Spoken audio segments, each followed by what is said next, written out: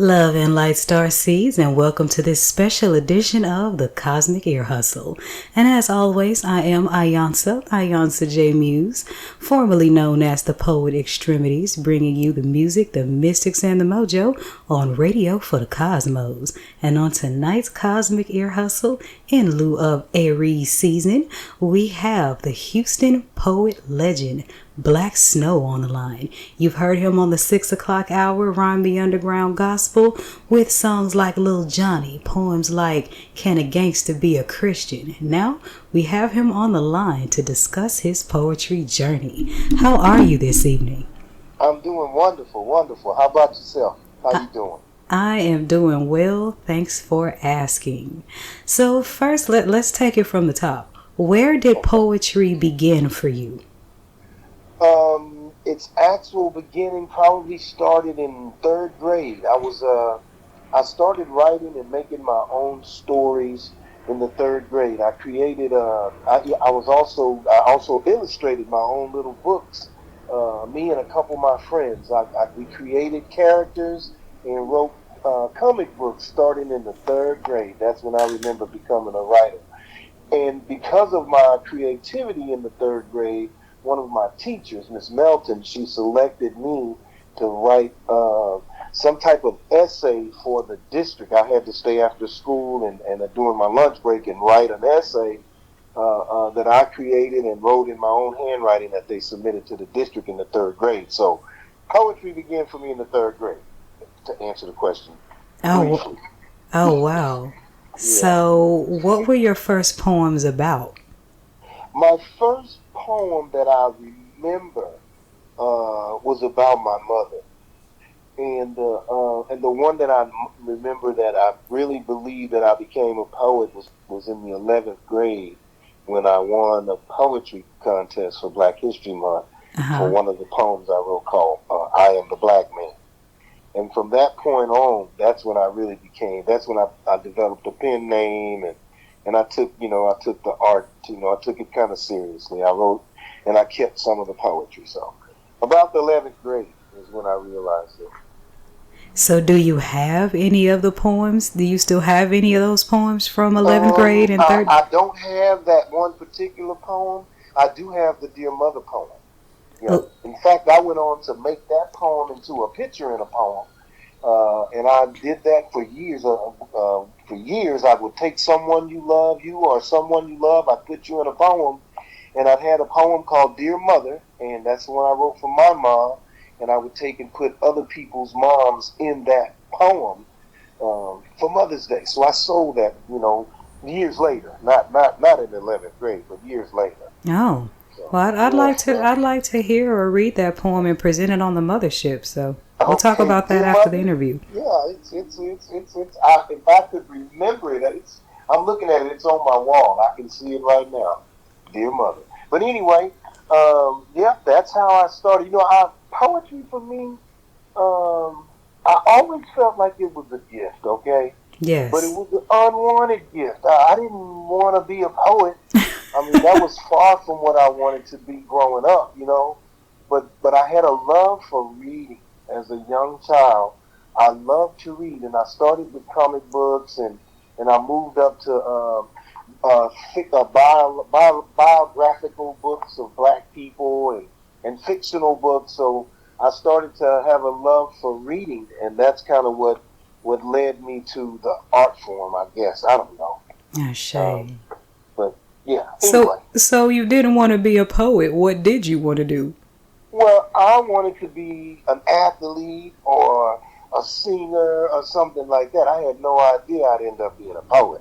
I ended up being an engineer. That's what I really am. I mean, that's what I claim. My claim to fame is I'm a mechanical engineer and a proud graduate of Prairie University. PV, the greatest fraternity in the world, Omega Psi Phi. All right now. Those are my claims to fame, anyway. What I'm most proud of, is that I accomplished that, and I became a productive person like I'm supposed to be in this society. So Shay, y'all hear that? Black Snow is PV family, and the Mothership is another Panther den, because I'm a PV grad as well. Okay, so you mentioned the Omega Psi Phi, and of course I hail from the smooth and dominant Omega Gamma chapter of Zeta Phi Beta Sorority Incorporated. Yes, baby. I'm going to steer off topic just a little bit. So lately there's been a lot in the air about some of our Divine Nine brothers and sisters choosing to denounce the organizations because they feel that they're quote unquote against God. What are your thoughts on that? I want to ask yours and then I'll share mine. Against God? Yes. I don't hold those type of beliefs. I don't think you can denounce something that you joined. You know, you might not be a part of it. You know, there might be a lot of reasons why people don't participate. But to say that it goes against God, I've heard people say that from a religious standpoint.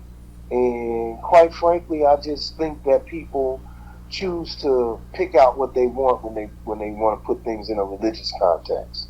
You know, yeah, you can say a lot of things are wrong, but I mean, you know, who's one saying that it's wrong? You know, what God do you believe in? Exactly. It's like saying my God is not as good as your God, or I don't know. I just don't feel like it's. I don't feel like it's something that's you know worth me entertaining anyway. You know, I need to take a page out of your book with some things that aren't worth entertaining. But I can't waste my energy on some people because whatever they believe is their belief, and no matter what you say or do, you're not going to change those people. So throughout life, I've learned to accept the things that I cannot change, you know, and I'll go work on the things that I feel like I can change. And typically, I don't try to change people.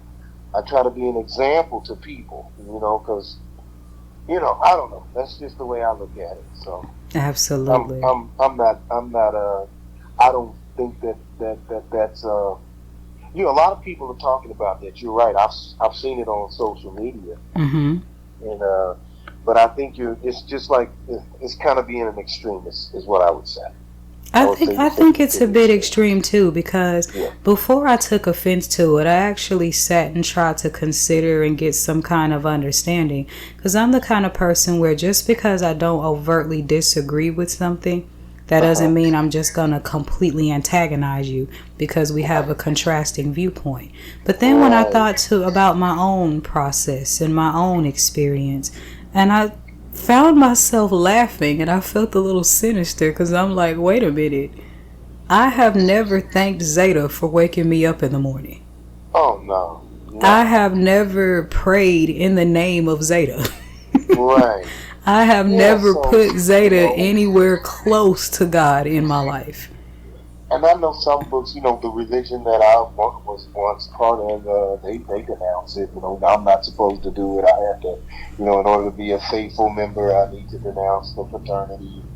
But, you know, like I say, some things are extreme, in my opinion.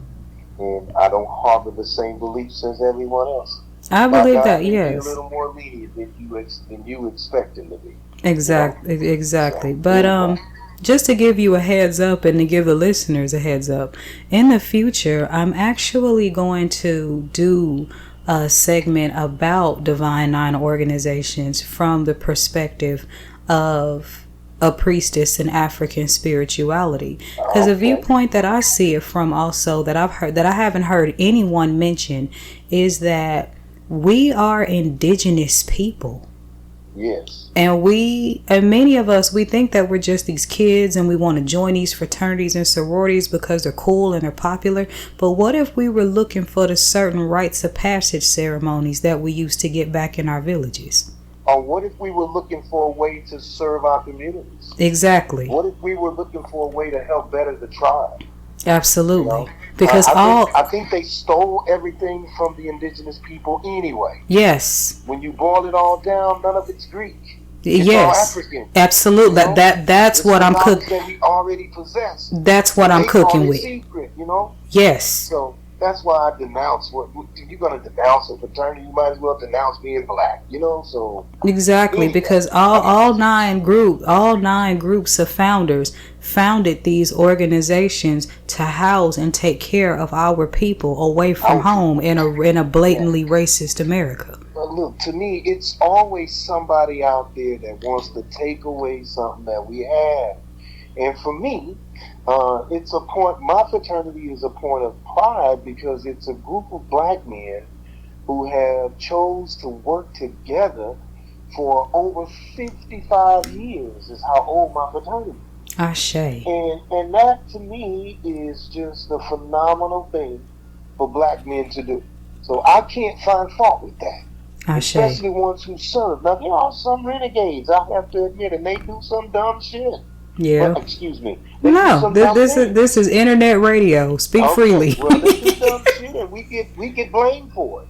But the core and the crux of the matter is that we're here for the good of the people, and we can't keep knocking down the things that we build that give us legacy, because that's the way you get defeated. Exactly. We don't have any legacy. We don't have any pride. We don't have anything to build on because they take everything away. And we keep letting our tribes get destroyed.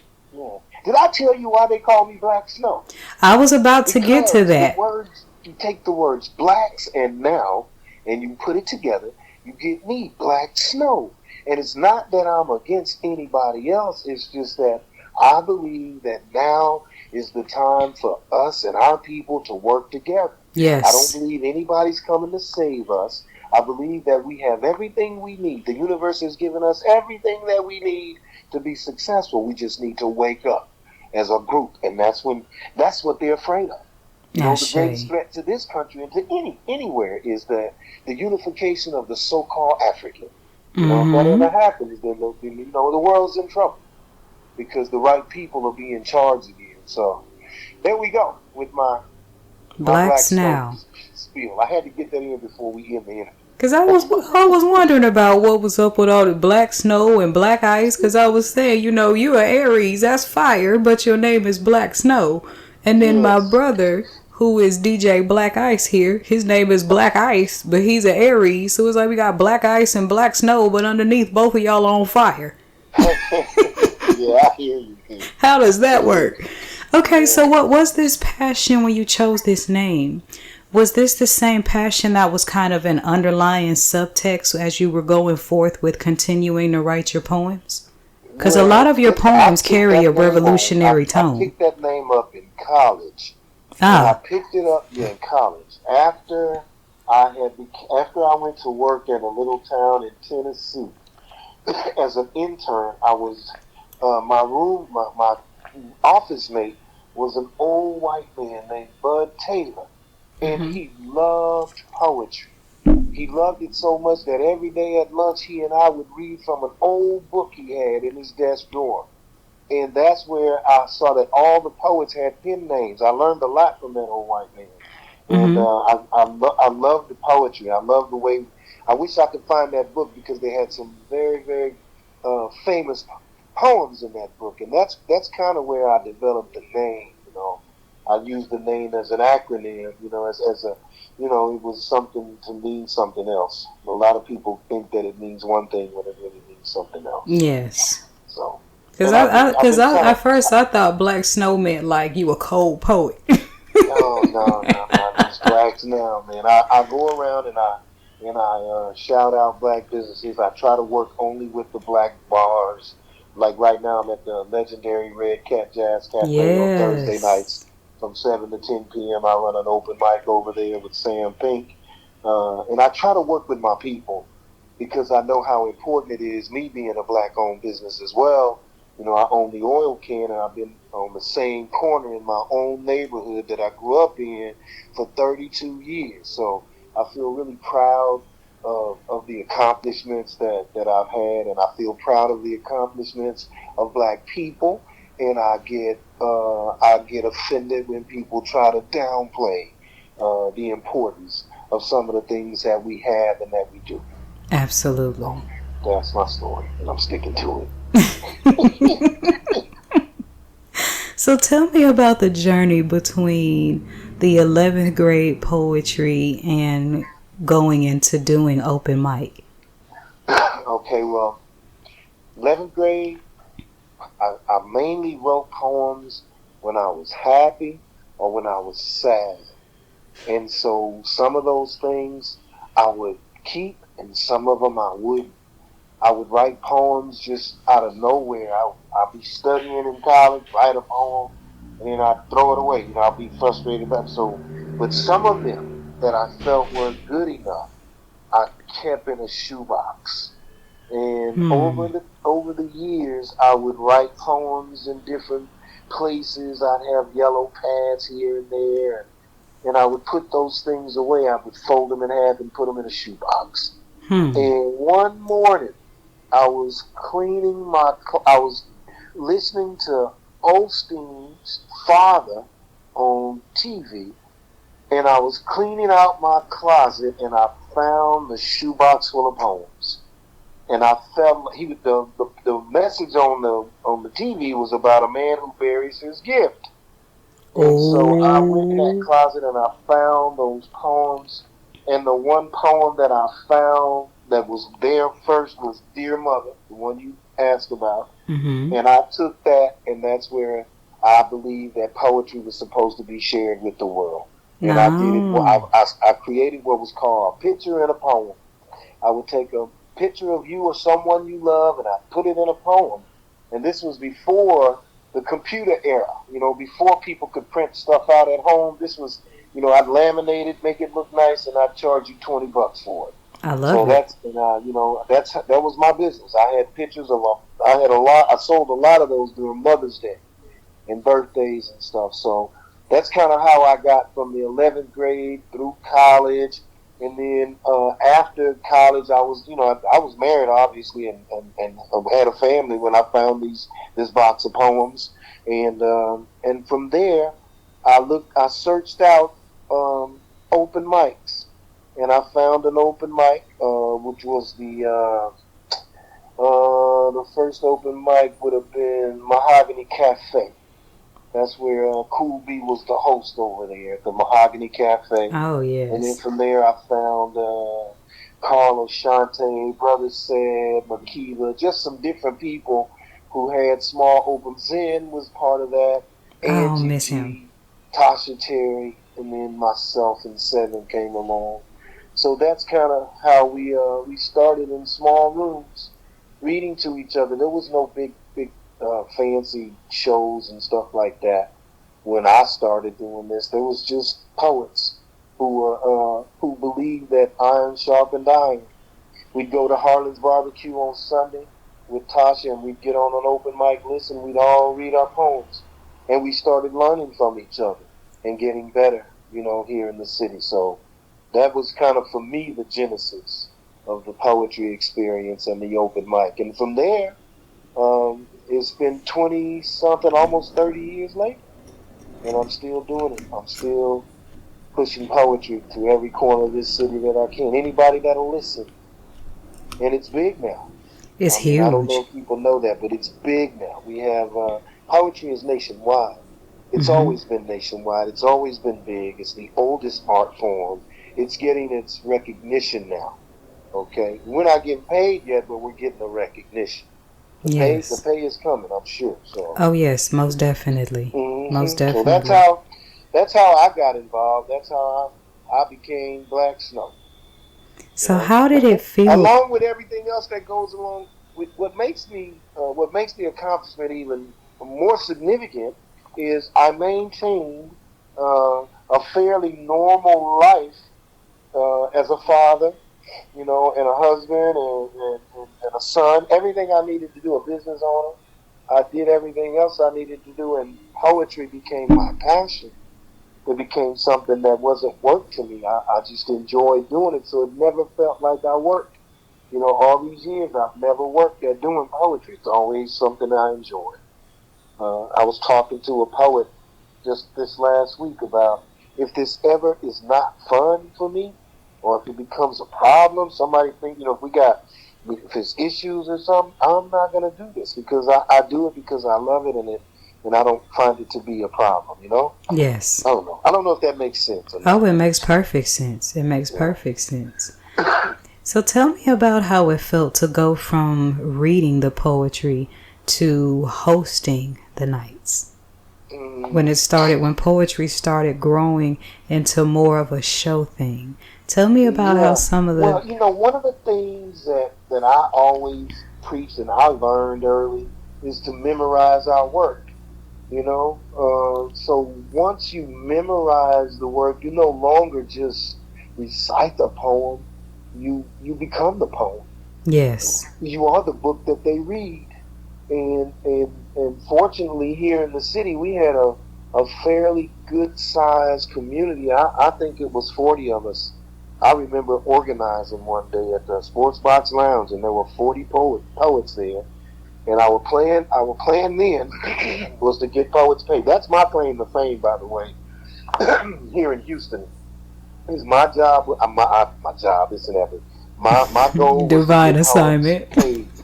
It was to get the poets paid, and you know, people would. I started off with the comedians. They would just, hey, you're gonna get recognition. You're gonna get, but you know, nobody wanted to pay the poets, so we started paying ourselves. And that was one of the things we talked about in this meeting of these 40 poets is that, hey, if we don't pay ourselves, nobody else is gonna pay. Yes. So the venue owner gave us half the door, and we were gonna split it. We did a lot of things. That's where I started hosting, right there. Mm-hmm. I went from a poet to a host at the Sports Box Lounge. And a host that was trying to get the poets paid. That was my goal. And it's still my goal to this day. I host every show that I host. There's a feature poet who gets paid for their work, you know. And so that's kind of how I ended up transitioning. I love it. And just kind of went nuts for a little, you know, for a while. There were so many places that hadn't been exposed to poetry or spoken word that I was able to do a venue and put people in a venue and poets in a venue almost every night of the week by myself. There was a point where I had a show 5 of the 7 days a week. I was going to have a poetry show, and that was every week. So I remember that. That's why people sometimes say I'm legendary, because I did something no one else has done. You know, they can say whatever they want to say about me, or, you know, but it's not but one black snow. You won't get no more like this. So that's right. And I'm proud of that. And I have to, you know, sometimes you gotta toot your own horn. You know, absolutely. You gotta let people know who you are and what you do and what you stand for. So that's kind of what that is to me. And it's greatly received and appreciated, because I would like for the listeners to know that you were responsible for a lot of my first poetry features. Between the years of 2009 and 2011, I think I had like 2, maybe 3 features with you. Well, yeah, you were badass on the mic. Thank you. Were always people who worked. They were working to get better at their craft. I came from the old school. I came from where we had to get it out the mud and the dirt. See, the new poets now, they don't have to work. The work already been done. All they got to do is perform now. Yeah. See, I had to work and perform. I had to work to get the people, everything, you know. All of us that we come from the old days, you know. And that's kind of what I tell people now, you know. You guys got to enjoy it, because, hey, we didn't have these big crowds. It didn't start out like this. You know? Oh, no. It had to be built. You know, we had to build something. And the first thing we built was a buzz. The poets made a name for themselves. Right here in Houston, I can say this proudly, we have the #1 rated open mic in the city. That's right about now poetry with a Ear Socket. Yes. We have several slam teams that's gone off and placed 5 or above. We even have one that's won a championship. So when I used to say that we have the best poets in the world right here in Houston, I believe it, and the data is there to back it up. You know, we have some really good poets in Houston. Yes, we do. And I love having the opportunity to work with some of them and to be considered a poet just like them. So, and I encourage everybody to go out and support your local poets, man. Support your local artists. Right now, poetry is the heartbeat of the city. you can find a poetry show every night of the week in the H. And that's something that's unheard of anywhere. That's better than New York, Los Angeles, no matter Atlanta. You can't get what you get right here in the H. H time. Sometimes people don't know that. The underground. It's sometimes it's not known. You got to be connected to it, and that's what you're doing. You're connecting us. Oh, absolutely, absolutely. Yes. And that's important. And y'all, I miss y'all so much. I really do. But around 2010-11, I had to take that spiritual journey, and then there was the building of the mothership. And I never stopped writing, though. Just so you know, I never stopped writing. So if you enjoyed my poetry then, I'll just say I'm gonna come and pay you a visit at the Red Cat. Come on over. Oh yes. Come on over. Now let's talk. I'll be happy to see you. I'll be so happy to see you. Now let's talk about your discography. How many poetry albums have you recorded? I have 5 studio albums and 1 greatest hit album. See, now, before you go any further, I'm going to vent a little bit. Because I really thought I was doing something when I just had 1. And then old school told me there was 4 other ones. And I'm like, now, look. I need all of them. Because For the Love of the Game is on regular rotation on Tuesdays, Thursdays, Saturday, and Sunday. I'm so appreciative of that. My first album was The Land of Nod. I need all of them. Gimme. Then I did Something for the Children. That was the name of the second album. The third album was No More Mr. Nice Guy. Yeah, and then that was The Love of the Game, and Just Trying to Live My Dreams, and now Black Snow's Greatest Hits. So, yeah. I was busy at a time. I was busy. And I've since written a book. I got my book. So I've done just about everything I need to do before I close the door, and walk away. So, Wait a minute. Close the door and walk away. We're not talking retirement, are we? Oh, no, I mean, when the big guy calls me away. Oh. I can say I've done just about all I needed to do with my passion, with my work. I left my legacy. I left my mark. Ashe. My voice, my words, in the Library of Congress. So, the offsprings and my descendants, they'll be able to hear me and get a little bit of insight on what their ancestor was like. Ashe. Yeah. I love that. Yes. But in the meantime, I need the rest of those albums. Sorry to be a pest, but I got a 24/7 clock over here. Oh. Okay. This ain't a radio show or a podcast. This is a 24/7 station. Yeah. Well, let me get over there. I'm gonna get my stuff to you. I've got to go look it all, find it all. I don't even push it anymore. It's on. I think I'm on a couple of my albums are on one of the platforms. So I don't know. I did so much work so fast, and I was so into it at the time that I only did that work for myself. That's what was weird about the whole thing. This whole journey. I wouldn't call it weird. Somehow, I wouldn't call it weird. I would say that God poured something in you that you could not hold. Yeah. And you had to pour it out. Yeah, and it just kept coming, and then, it's still there. I still find myself compelled to write. So, and that's a good thing. In fact, right now I'm trying to compose a piece for my relatives. So they wanted something for the ancestors. So I'm trying to figure something out for them. Okay. Put some personal touches on it so that everybody can relate. So I still get to do little special stuff like that. Oh, good. Mm-hmm.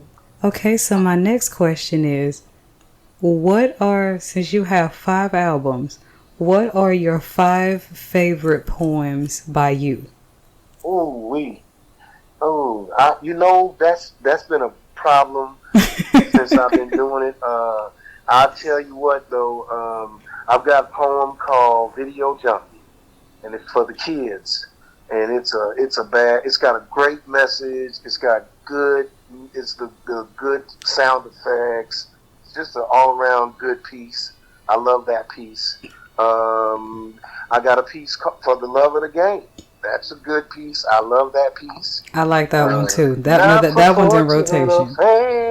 Yes. For the love of the game. Yeah, yes. I like that one. Shoot, man, I got so many pieces. I got just trying to live my dream. I got Peace Be Still. I just got pieces. But my favorite, it'd be hard to say. Okay. You know what? Let me tell you how I feel about those poems. All these poems that I recorded on those albums, each one of them is like a child to me. Each poem.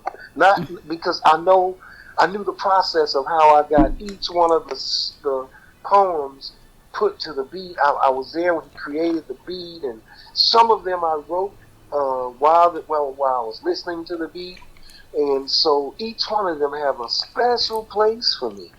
I got a poem called "Can a Gangster Be a Christian?" But I got one that I did with A-Dog. It's called "Knocking on Heaven's Door." Oh, yeah, it's a new poem, and it's a really good poem.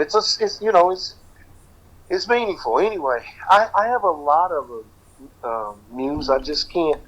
I don't think I can single out any one or two pieces. I really can't. And that's a good thing. That's crazy that I can't. Huh? And that's a very, very, very good thing. Because I was waiting on you to say, "Can a gangster be a Christian?" I was waiting on that one. Yeah, it's actually not up there very high. Is there room in this place for me? I like that one. Yeah. Is there room in this place for me? Yeah, that one plays on Sundays with the gospel. Yeah, there's no cursing in that one, I think. Yeah, that's a good piece. I have another one called Amazing Grace that is on my new stuff. That one's in Sunday's rotation. Oh yeah, that would be good. I'll send you the new album. That's what I'll do. Thank you. I got that. I can get you the new album easy. So Thank you. And it's got a lot of. You got to get through my skits. I hate that I did the skits on that when I should have let that go. I might like it. I'm a theater major. Okay. Anyway, some of these I don't know, on my new album anyway. But I have some really. Now here's what I know about that one. There's some hits on that album. There's a couple songs on there that would probably go mainstream if someone heard them. So I'm gonna let you get that album and you can put it in rotation. Absolutely. Because it's got some good things. I am on the job. Yes. Okay. Yes. Okay, so who are some of your favorite poets in general? Famous, local? Who are some of your favorite poets? My favorite poets, I like reading Langston Hughes. Yes. I used to like I like reading Nikki Giovanni. But Maya Angelou is my role model. My yes. idol. I idolize Maya Angelou as a poet. I feel like she's the pinnacle. Just a great writer and great orator and just an all around great presence. So that would be who I was influenced. My poetry though I think is more influenced by the music that I listen to, and I used to love reggae music. So I would listen to reggae music and I would write certain poems because I heard reggae music and stuff. So that's early in my writing era. I'd like to share something with you about Maya Angelou. Okay. Because Maya Angelou was the reason that I started writing poetry in 7th grade. Okay. It was my English teacher, God rest her, Eloise Turner, libations to the ancestor. She came to class one day during Black History Month, and she performed that poem. Phenomenal woman. Yes, and after that, I was hooked. Yes. That was when I first got the journal. That was when I started. I wrote a bunch of poems that I never shared with anyone. Because, my first open mic, I did one of Tupac's poems before I mustered up the nerve to do my own. But the honor in that was when she made her transition, I was given the honor of flying home to Texarkana and performing that poem at her funeral. Wow. And that performance will always mean the most to me out of every stage I ever touched. Wow, that's amazing. That's amazing. Yep, that's a beautiful story. Yeah. But yeah, she's my idol. She's one of my favorites. And then, when, like I talked about the old white man in Tennessee, I kind of fell in love with Frost. I like Frost. I like Robert Frost too. Edgar Allan Poe, they used to nickname me that when I was in high school. He gave me the creeps. He gave me the heebie-jeebies. Yeah, I read his work too. So, I read some of the older works. There's a lot of poems that I can kind of remember parts of them, like one called Bobby McGee, the Legend of Bobby McGee. It was a really good poem.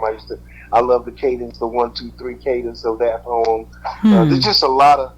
I have fond memories when I think about what inspired me to write. But I also have a dark side to my story, and that is I tried to kill my gift. After college, I decided that, hey man, that was something that, I just found it to be kind of weird that I was writing and writing poems. I'm like, who the hell does that? And I set out to not do that. I didn't want to do that anymore. If I was going to write something, I wanted to write a book, or something like that. That's what I was telling myself. But these poems kept coming to me. These small little poems would come to me, and I would write some of them down and keep some and throw some away. And that's when I heard that sermon from Osteen, and that's when I realized that it was probably a gift that I was trying to kill. Oh, yeah. And from that point on, I embraced it, and that's how I got to be here. And what's amazing is over time, I didn't even feel this happening to me, okay? I didn't realize that this was happening to me until it's already done. I've already done 25 years. 25 years of my life I spent every night chasing a dream. Chasing a dream is really what it is. So, and it's a good dream. I actually kind of lived it. So yeah, ain't no kinda to it. Feels good to be me right now. Yes. But it wasn't good going through it. I sacrificed a lot. So anyway, that's kind of how, you caught me on a good night. That's how I feel tonight. Next week I might be talking shit about everybody. I can't say, you never know. I mean, because I have ups and downs with the so-called community.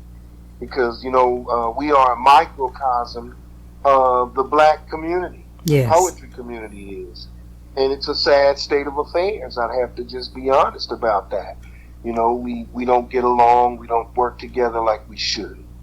But that's changing too. The so-called conscious. If the so-called conscious people are having issues, then what are you think the ones who are not conscious, the street people, are doing? So. This was the reason why I had to unplug and build a spaceship. But there you go, man. Some days you just need to get away. So I'm on the mothership tonight, so I'm just lifting off. Yes. Touch me up here. Swing down to the zone up here. Yes, swing down to the chariot stop tonight. And let me ride. And I feel like I can speak freely with you because I know you. We go back like car seats. So. Oh yes. And I just I hope that this I try to be authentic when I do interviews but impactful as well.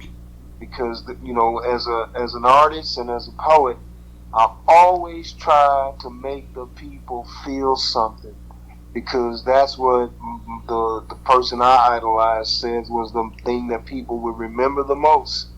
They won't remember what you said, Black Snow, but they'll remember how you made them feel. Yes. And so that's my goal. That every one of my shows is to try to make people feel something so that they can remember us. Ashe. Anyway. And that makes me very grateful, because even though I've been away from poetry for a while because of, my spiritual journey and building the radio station, I really want to take this moment to say thank you for staying the course and being who you are, because you have no idea how much you've impacted and influenced and inspired so many other poets behind you. And I am very proud to say that I am one of those poets. So if you don't hear it enough, I greatly appreciate you. And I'm pretty sure that those words. Yes, and I'm pretty sure that everyone who hears this interview, especially all the other poets that hear this interview, we're all going to feel in the same agreement, in the same unison, and the same, sentiment. Because I was just getting ready to ask you. First, I was going to ask you about the challenges, but you kind of went into it. Then I was going to ask you, how does it feel to be a legend? Well, it feels like I just started yesterday. I didn't set out to do this, I really didn't. That's what's kind of amazing to me is I didn't set out to do it, but once I picked up the mantle, it was like I couldn't put it down. Once I chose, you know what happened, right? You know why I did this? No. Because it was a time when we lost all of our black open mics. We didn't have them because we didn't support them like we were supposed to, and they all, or somebody didn't manage right, or something would happen, and they went away. And I had to go wherever they would let me go to perform. And there were only a couple open mics that would let the poets perform on them. Mm-hmm. And one of them was the Mausoleum down on West Harlem. And you weren't going to go until they wanted you to go on their mic. So I set out to start our own mic. Tasha Terry started Pisano's and had Seven and Angie over there. This is after we had the little A bars and the mahogany cafes and everything. And then I got an opportunity to host the Sports Box Lounge. And from there, I went all over the city. I mean, I host I got countless venues behind me. I tell people I came from the hood to the suburbs and everywhere in between, including River Oaks. I've been at Scott Gardner's, just everywhere, Red Rooster, you name it, I've been there. So, and I'm really proud of that. I was able to bring poetry to a variety of audiences. Yes. And I'm really proud of that. I'm proud that I was able to do what I was able to do, and I became who I became. I mean, someone who loved this art form, and someone who advocates for it, and someone who pays the poets.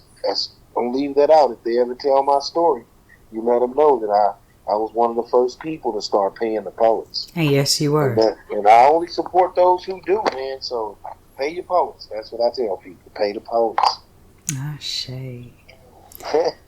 Well, I would like to thank you so much for joining me for this interview and sharing some time and space and thoughts. Where can our listeners follow you on social media and websites, any of those things where we can keep up with you? And of course, I'm going to get the information from you so I can post it on the Mothership's page. Right. Okay, the first thing is I'm at Black Snow 11, Facebook.com. And then you can go to Snow Industries 11, Facebook.com. And that's the website also. Snowindustries.com is the website. Let's see. You can catch me every Thursday night at the Red Cat Jazz Cafe at 1011 McGowan from 7 to 10 p.m. It's free for poets, and it's $15 online and $25 per couple for everyone else. Okay. And y'all will see. And $20 at the door. They show up at the door. Ashe. Yes. And I'll be helping you run that more on my pages. We're gonna talk about that once we wrap this interview. But thank you guys for tuning in for this special edition of Aries season, the Cosmic Ear Hustle. We got 15 minutes left of the hour, and what better way to close it out than with music from Black Snow, the man of the hour. Here is Can a Gangster Be a Christian on 222.9 The Mothership. Beam up.